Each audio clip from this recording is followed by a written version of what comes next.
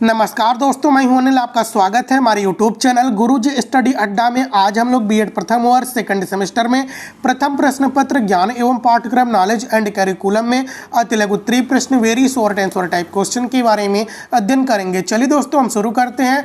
आपके सामने है पहला प्रश्न, पाठ्यक्रम की अवधारणा बताइए। पाठ्यक्रम को अंग्रेजी भाषा में कैरिकुलम कहते हैं, जिसकी उत्पत्ति लैटिन भाषा के कोर्रर से हुई है, जिसका शाब्दिक अर्थ है दौड़ का मैदान, ए रेस कोर्स। सीधे शब्दों में कहा जाए तो पाठ्यक्रम वह है जिसे व्यक्ति को अपने गंतव्य स्थान पर पहुंचने के लिए पार करना होता है। देखिए दोस्तों, पाठ्यक्रम को अंग्रेजी भाषा में कैरिकुलम कहते हैं। और दोस्तों, कैरिकुलम शब्द की उत्पत्ति किस भाषा से हुई है? तो लैटिन भाषा से हुई है। लैटिन भाषा के किस शब्द से हुई है? लैटिन भाषा के कोर्रर से हुई है, जिसका शाब्दिक अर्थ क्या है? जिसका शाब्दिक अर्थ है दौड़ का मैदान, ए रेस कोर्स।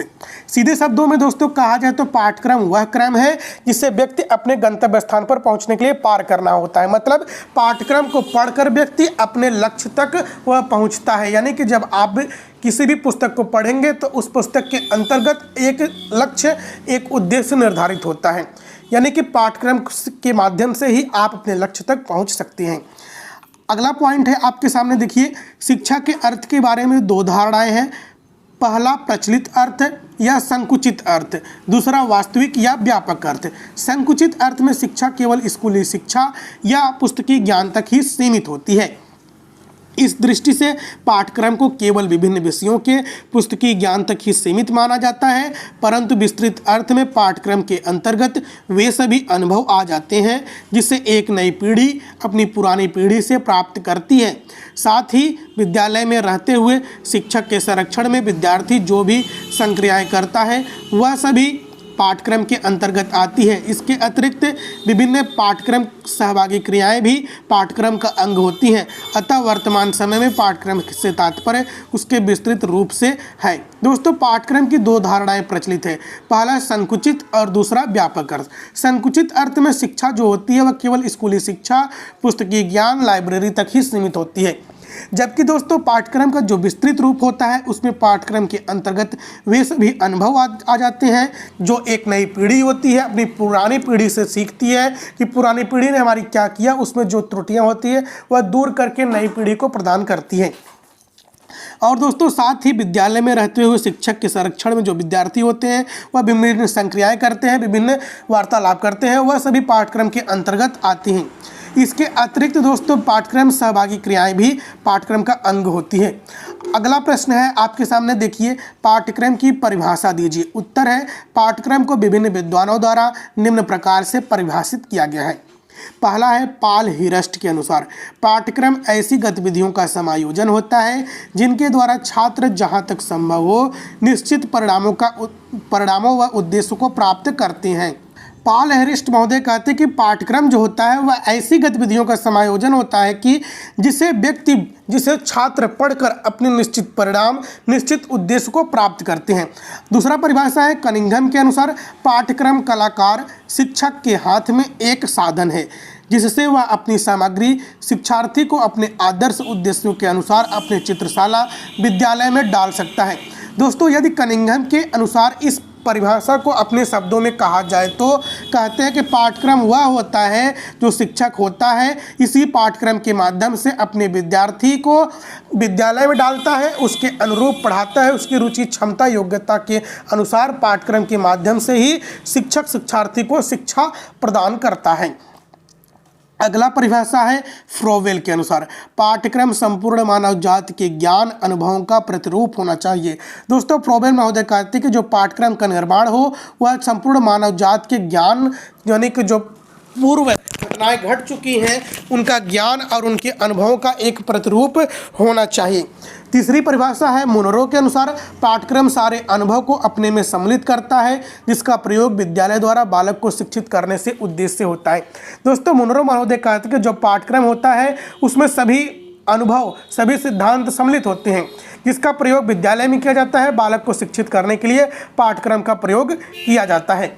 अगला प्रश्न है आपके सामने, पाठ्यक्रम व पाठ्यवस्तु में अंतर बताइए। उत्तर है पाठ्यक्रम व पाठ्यवस्तु के इसी अंतर को एक विद्वान ने भिन्न दृष्टि से प्रस्तुत किया है। उनके अनुसार पाठ्यवस्तु पूरे शैक्षिक सत्र में विभिन्न विषयों में शिक्षक द्वारा छात्रों को दिए जाने वाले ज्ञान की मात्रा के विषय में विस्तृत जानकारी प्रस्तुत करता है, जबकि पाठ्यक्रम यह प्रदर्शित करता है कि शिक्षक किस प्रकार की शैक्षिक क्रियाओं द्वारा पाठ्यवस्तु की आवश्यकताओं की पूर्ति करेगा। दूसरे शब्दों में पाठ्यवस्तु शिक्षण की विषय वस्तु का निर्धारण करता है तथा पाठ्यक्रम उसे देने के लिए प्रयुक्त विधि है।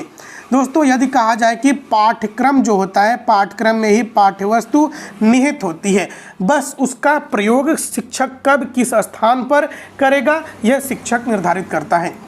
अगला प्रश्न है आपके सामने, पाठ्यक्रम के प्रकार बताइए। उत्तर है पाठ्यक्रम के निम्नलिखित प्रकार हैं। बाल केंद्रित पाठ्यक्रम, क्रिया केंद्रित पाठ्यक्रम, कोर पाठ्यक्रम। देखिए दोस्तों, बाल केंद्रित पाठ्यक्रम, बाल केंद्रित पाठ्यक्रम उस पाठ्यक्रम को कहते हैं जो बालक की रुचियों, योग्यताओं, क्षमताओं, उसके स्तर के अनुसार जो पाठ्यक्रम बनाया जाता है उसे बाल केंद्रित पाठ्यक्रम कहते हैं। आगे देखिए दोस्तों, क्रिया केंद्रित पाठ्यक्रम। क्रिया का मतलब होता है करके सीखना। जो पाठ्यक्रम बनाया जा रहा है उससे बालक क्या सीख सकेगा, यानी क्या कर सकेगा, वह होता है क्रिया केंद्रित पाठ्यक्रम। फिर तीसरा है कोर पाठ्यक्रम। अगला प्रश्न है आपके सामने, पाठ्यक्रम के आधार बताइए। देखिए दोस्तों, पाठ्यक्रम के दार्शनिक आधार हैं, सामाजिक आधार हैं, मनोवैज्ञानिक आधार है, वैज्ञानिक आधार है।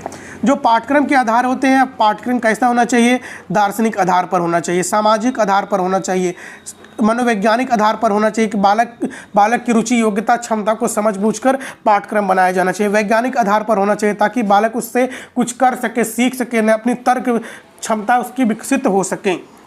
अगला प्रश्न आया है, पाठ्यक्रम के सामाजिक आधार बताइए। उत्तर है वर्तमान समय में जनतंत्रीय प्रणाली का प्रचलन होने से पाठ्यक्रम पर भी सामाजिक आधार पर बहुत बल दिया जाता है।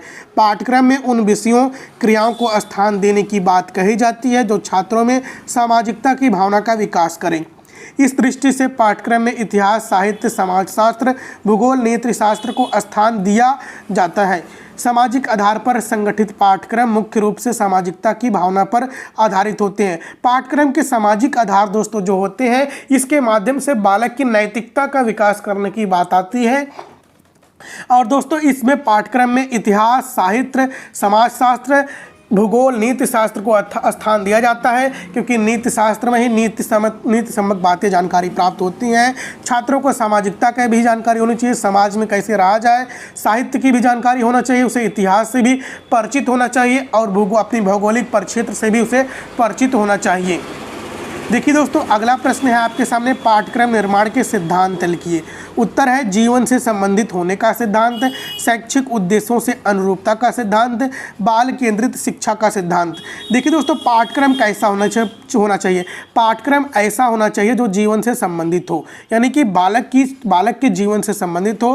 बालक पाठ्यक्रम को पढ़कर अपने भावी जीवन की आधारशिला वह तैयार कर सके, वह उससे कुछ व्यवसाय कर सके, यानी कि जीवन से संबंधित होना चाहिए पाठ्यक्रम। दूसरा पॉइंट है शैक्षिक उद्देश्यों से अनुरूपता का सिद्धांत। जो पाठ्यक्रम बनाया जाए उसके शैक्षिक उद्देश्यों को वह पूर्ण करे।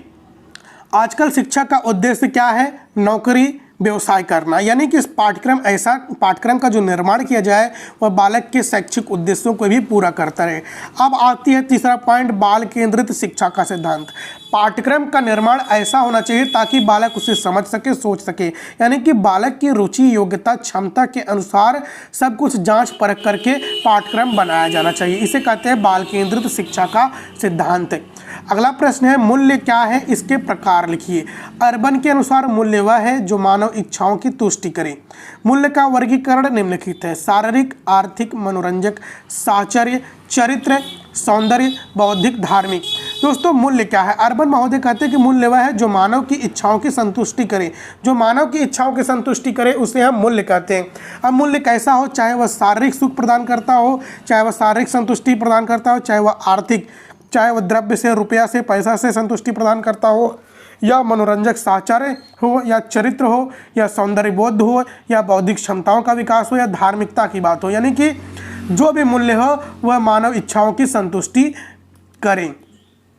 अगला प्रश्न है आपके सामने, विश्वास एवं मूल्य में अंतर बताइए। विश्वास एक दृढ़ धारणा है जो वास्तविक होती है, जबकि मूल्य पसंदगी अथवा नापसंदगी की प्राथमिकताएं होती है। दोस्तों विश्वास क्या है? विश्वास एक दृढ़ धारणा है। जब हम किसी भी व्यक्ति पर विश्वास करते हैं तो हम मन में इच्छा रखते हैं कि हाँ यह व्यक्ति विश्वास करने लायक है, यानी कि एक मन में ही दृढ़ धारणा होती है। जबकि दोस्तों जो मूल्य होता है, मूल्य क्या है कि हाँ यह चीज़ हमें पसंद है कि या नहीं पसंद है, यह मूल्य होता है। पसंदगी नापसंदगी पर व्यक्त करती है। अधिगमकर्ता की विशेषताएं बताइए। अधिगमकर्ता की विशेषताएं देखिए दोस्तों, प्रत्येक विद्यार्थी अधिगम एवं रुचियों, आवश्यकताओं, क्षमताओं, योग्यताओं के आधार पर भिन्न होता है।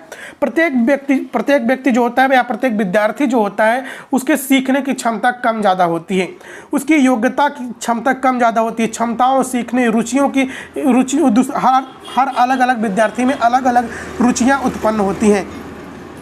दूसरा पॉइंट है, अधिगमकर्ता को वैज्ञानिक, सामाजिक व शारीरिक शिक्षा की जानकारी होती है। अगला प्रश्न है, उदीयमान समाज में परिवर्तन के क्षेत्र बताइए। उदीयमान समाज में परिवर्तन के निम्नलिखित क्षेत्र हैं: राजनीतिक क्षेत्र, शैक्षिक क्षेत्र, आर्थिक क्षेत्र, धार्मिक क्षेत्र, पारिवारिक क्षेत्र। अगला प्रश्न है, शिक्षकों के अनुभव व चिंत विषय। पाठचर्या के विकास हेतु शिक्षकों के अनुभव व चिंत विषय भी सकारात्मक योगदान देते हैं। यद्यपि पाठचर्या रचना में सक्रिय रूप से भाग लेने वाले शिक्षकों की संख्या बहुत थोड़ी है, जबकि पाठचर्या को लागू करने वाले में शिक्षकों का योगदान शिक्षा प्रक्रिया में बहुत महत्वपूर्ण है। अगला प्रश्न है, लास्ट प्रश्न है, सामाजिक स्थिति एवं पाठ्यक्रम। समाज की सामाजिक स्थिति का सबसे अधिक प्रभाव उनके शैक्षिक उद्देश्यों पर पड़ता है। पाठ्यक्रम का उद्देश्य एक तरह से व्यक्ति को समुचित समायोजन में सहायता प्रदान करना होता है। दोस्तों पाठ्यक्रम का उद्देश्य क्या होता है कि एक व्यक्ति को समुचित समायोजन में सहायता प्रदान करना होता है। तो दोस्तों वीडियो अच्छा लगा हो तो चैनल को सब्सक्राइब करके बेल आइकन प्रेस कर दीजिएगा, शेयर कर दीजिएगा, लाइक कर दीजिएगा।